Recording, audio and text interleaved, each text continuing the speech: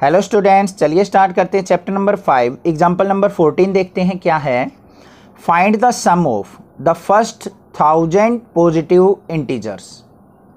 क्या कहा है उसने कि हमने सम फाइंड आउट करना है पहले 1000 पॉजिटिव इंटीजर्स का। ठीक है, दूसरे क्वेश्चन के अंदर क्या है, the first n positive integers का भी सम हमने फाइंड आउट करना है। तो चलिए देखते हैं कैसे करेंगे। सबसे पहले फर्स्ट क्वेश्चन के ऊपर चलो। फर्स्ट 1000 पॉजिटिव इंटीजर्स, पहली टर्म क्या होगी 1, फिर 2, फिर 3, फिर 4 और चलते चले जाओ कितनी टर्म्स का, 1000 टर्म्स का। अब यहाँ पे हमारे पास हमें क्लियरली पता है ये एपी है, सबके बीच में कॉमन डिफरेंस 1 का है। फर्स्ट टर्म क्या होगी यहाँ पे a equal to 1, common difference कितना हो गया 2 माइनस 1 करेंगे, कितना आ गया 1। फर्स्ट टर्म पता है, d पता है, लास्ट टर्म देखो क्या है, लास्ट टर्म है हमारी 1000। अब हमें सम फाइंड आउट करना है इनका। ठीक है, सम के दो फॉर्मूले होते हैं आपको पता है, एक तो S n equal to n by two into two a plus n minus one into d, वो यूज करके भी निकल जाएगा। एक और फॉर्मूला होता है हमारा सम का, क्या होता है n by two into a plus l, मतलब यहाँ पे first term plus last term. इससे बिल्कुल सिंपल बन जाएगा। यहाँ पे देखो सम ऑफ कितना निकालना है हमें 1000 टर्म्स, तो S 1000 is equal to n क्या है हमारा 1000 divided by 2 into first term क्या है हमारी 1 प्लस में लास्ट टर्म क्या है 1000।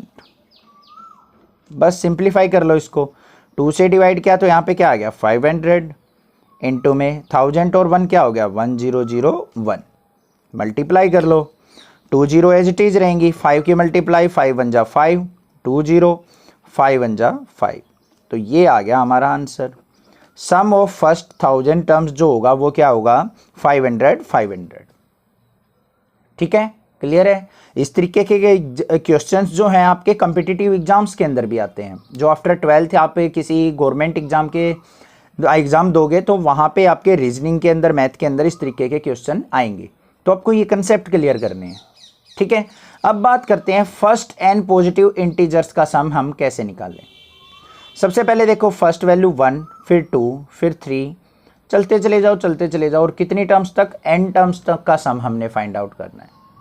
तो यहाँ पे सबसे पहले देखो फर्स्ट टर्म क्या है, a इज इक्वल टू क्या है 1, और कॉमन डिफरेंस क्या है यहाँ पे भी 2 माइनस 1 कितना आ गया 1, और लास्ट टर्म जो है वो क्या होगी n।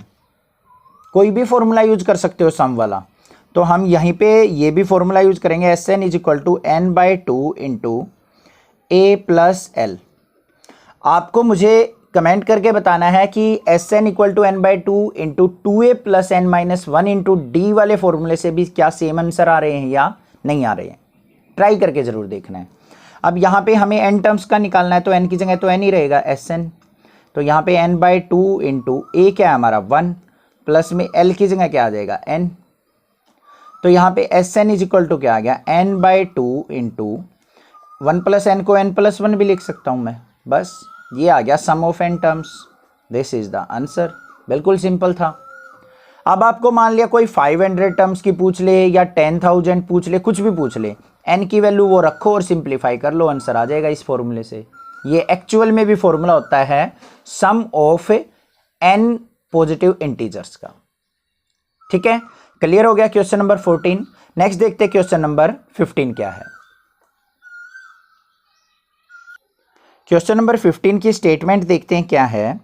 Find the sum of first 24 terms of the list of number whose nth term is given by an equal to 3 plus 2n। ठीक है, यहां पे क्या करना है 24 टर्म्स का सम हमने फाइंड आउट करना है, जिसमें nth टर्म जो गिवन है वो an is equal to 3 plus 2n से गिवन है। अब इससे घबराने की जरूरत नहीं है, ध्यान से देखो जो हमें गिवन है वो देखो nth टर्म जो गिवन है वो किससे गिवन है an equal to 3 plus 2n, ये गिवन है। इसकी हेल्प से हम क्या करेंगे अपनी टर्म्स फाइंड आउट करेंगे, first term, second term, third term, fourth term जो भी होंगी। सबसे पहले n इक्वल टू 1 के लिए देखो, तो यहाँ पे क्या आ गया a1 is equal to 3 plus 2 into 1। तो a1 इक्वल टू क्या आ गया 3 और 2 5। फिर हम n इक्वल टू 2 के लिए देखेंगे, तो a2 कितना आ गया 3 प्लस 2 इंटू एन की जगह 2, तो कितना आ गया 3 प्लस 2 2 जा 4 मतलब 7। फिर n इक्वल टू 3 के लिए देख लो क्या आता है, A3 इज इक्वल टू क्या आ गया 3 प्लस 2 इंटू 3, 3 2 जा 6, 6 और 3 9। तो हमारी जो सीरीज बनी वो क्या बन गई 5 7 9 अप टू सो। अब इस एपी सीरीज की 24 टर्म्स का सम फाइंड आउट करना है। यहां पे देखो ए क्या है हमारा 5, कॉमन डिफरेंस क्या हो जाएगा 7 minus 5, second term minus first term कितना आ गया 2। एन क्या है हमारा 24 टर्म्स। सम फाइंड आउट करना है तो फॉर्मूला क्या लगेगा S n equal to n by 2 into 2a plus n minus 1 into d. S n का मतलब S24 is equal to N की जगह 24 बाई 2 इंटू 2 इंटू ए की वैल्यू क्या है यहाँ पे 5 प्लस में n माइनस 1, एन की वैल्यू क्या है 24 दे रखी है, तो 24 माइनस 1 इंटू डी क्या है हमारा कॉमन डिफरेंस 2। सिंप्लीफाई कर लो 2 1 जा 2, 12 पे गया। तो S24 इज इक्वल टू क्या आ गया हमारा 12 इंटू 5 2 जा 10 प्लस में 24 माइनस 1 कितना हो गया 23, 23 इंटू 2 क्या हो गया 46। S24 इक्वल टू क्या आ गया 12 इंटू 46 और 10 कितना हो गया हमारा 56। तो S24 इज इक्वल टू क्या आ गया 12 की और 56 की मल्टीप्लाई, 12 6 जा यहाँ पे आ जाएगा 2 और फिर 67, तो 672 आ गया हमारा सम ऑफ फर्स्ट 24 टर्म्स। तो ये हमारा क्या था आंसर। आई होप आपको ये क्वेश्चन समझ में आ गया होगा, कोई डाउट नहीं होगा। कोई भी प्रॉब्लम फील हो तो आप मुझे कमेंट छोड़ सकते हैं, अदरवाइज चैनल को सब्सक्राइब कीजिए, लाइक कीजिए और शेयर कीजिए। नेक्स्ट देखते हैं क्वेश्चन नंबर 16 क्या है। एग्जाम्पल नंबर 16 देखते हैं क्या है। A manufacturer of TV sets produce 600 sets in the third year. क्या कहा है, एक टीवी प्रोडक्शन की कंपनी मान लो जो थर्ड ईयर के अंदर 600 सेट्स बनाती है टीवी के, 700 sets in the seventh year, 7वें साल में वो 700 सेट्स बनाती है। Assuming that the production increase uniformly by a fix number every year, then find out these. उसने क्या कहा है कि एक टीवी कंपनी है, तीसरे साल के अंदर वो 600 टीवी सेट बनाती है, सेवन्थ ईयर में वो 700 टीवी सेट्स बनाती है, और उनके बीच में उसने क्या कहा है प्रोडक्शन इंक्रीज यूनिफॉर्मली, जो हर साल प्रोडक्शन है वो यूनिफॉर्मली इंक्रीज हो रही है। तो हमने बताना है production in the first year, पहले साल कितनी प्रोडक्शन हुई होगी, production in the 10th year, 10वें साल कितनी होगी, total production in the first 7 year, तो पहले 7 साल के अंदर कितनी प्रोडक्शन हुई है ये हमने फाइंड आउट करना है। क्लियर, कोई दिक्कत नहीं है। अब सबसे पहले बात करते हैं प्रोडक्शन इन फर्स्ट ईयर, मतलब फर्स्ट टर्म हमने फाइंड आउट करनी है कि जो इससे एपी बनेगी उसकी फर्स्ट टर्म क्या है, हो जाएगा वहां से क्लियर। चलिए भाई देखते हैं। सबसे पहले ध्यान से देखो उसने क्या कहा है 600 sets in the third year, तीसरे साल जो है 600 सेट्स बनाती है। अब यहां पे आपने एक चीज देखी है, मान लिया इसका मतलब क्या है A3 इज इक्वल टू क्या है 600, यही तो मतलब होता है। A3 इज इक्वल टू क्या दे रखा है हमें 600, और A7 7th ईयर में कितनी दे रखी है 700 सेट्स। अब इस A3 का मतलब क्या है, ध्यान से देखो, AN इज इक्वल टू क्या होता है A plus n minus 1 into d. इसका मतलब n की वैल्यू क्या है यहाँ पे 3, तो यहाँ पे क्या आ जाएगा A3 equal to A plus 3 minus 1 into d. A3 की वैल्यू क्या है 600 is equal to A plus 3 minus 1 कितना हो गया 2 into d. Equation number first.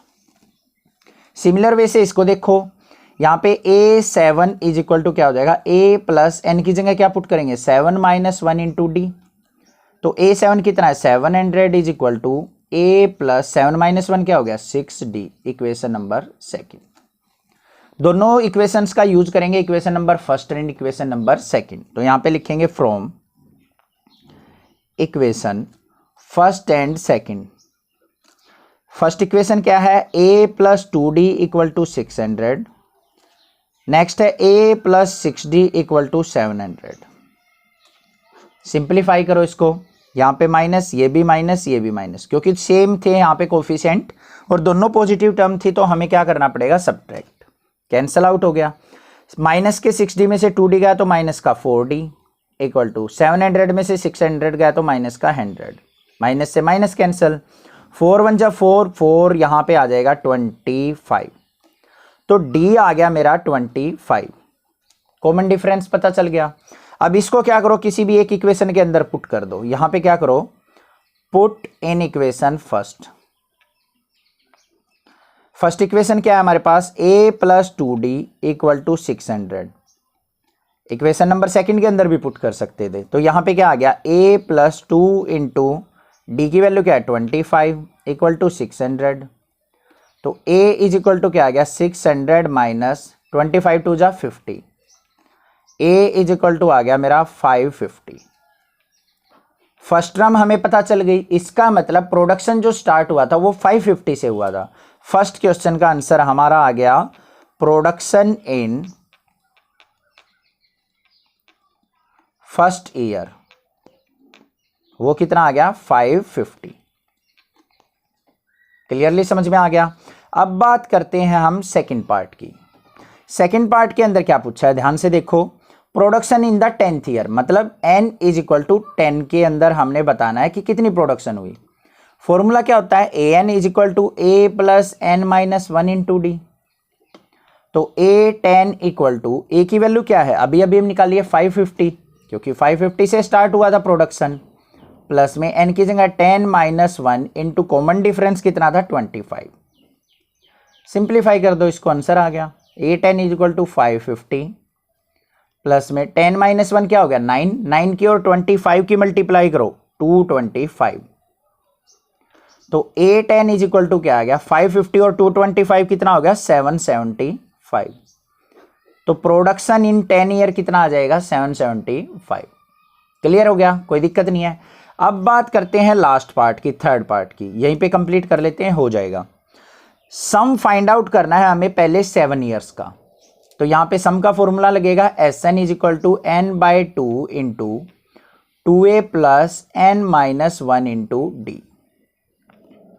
तो n कितना है 7 ईयर्स का निकालना है, तो 7, यहां पे n की जगह 7 बाई 2 इंटू a की वैल्यू क्या थी 550 प्लस में n क्या है 7 माइनस 1 इंटू डी की वैल्यू क्या है 25।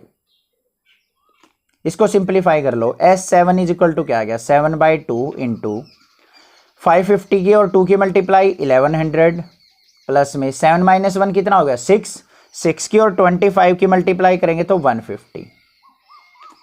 तो किसके इक्वल आ गया ये 7 बाई 2 इंटू 1100 और 150 करेंगे तो 1250, 2 से डिवाइड कर लो, 2 6 जा और यहाँ पे आ जाएगा 625।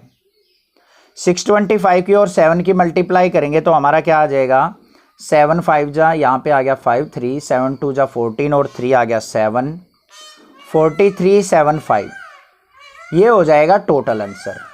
मतलब पहले 7 ईयर्स के अंदर इतने टीवी सेट्स बनेंगे। क्लियर हो गया क्वेश्चन, कोई भी डाउट नहीं होगा। कोई भी डाउट किसी प्रकार का लगे तो आप मुझे कमेंट छोड़ सकते हैं, अदरवाइज चैनल को सब्सक्राइब कीजिए, लाइक कीजिए और शेयर कीजिए। Thank you students for your help for this channel. Thanks.